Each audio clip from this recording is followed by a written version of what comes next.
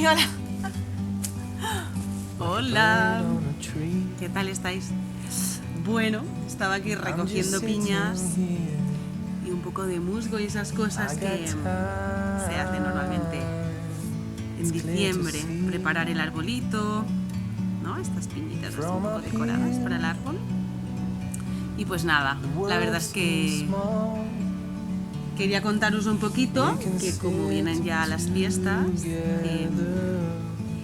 pues nosotros no queríamos ser menos. La verdad es que este año hemos estado todos como todo un poco separado, ¿no? Al final la situación nos ha llevado a estar todos muy alejados. Pues hemos propuesto y os proponemos a vosotros que hagáis una postal, ¿vale?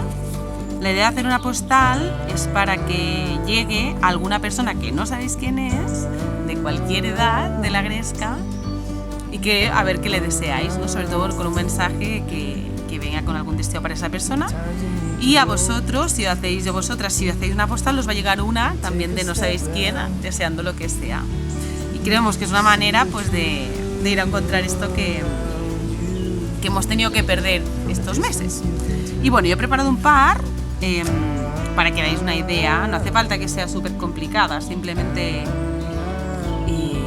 pues ponerle algún detallito y ya, y un mensajito, ¿vale? No sé, esta por ejemplo, pues tiene así un par de cosas colgando. Podemos enseñar, hacer algún tipo. O esta, por ejemplo, que tiene unos árboles, ¿vale? Y los que no tengáis pues material, podéis venir a la Gresca a buscar un pequeño kit, una cartulina con algún brilli para ponerle, y así pues esto.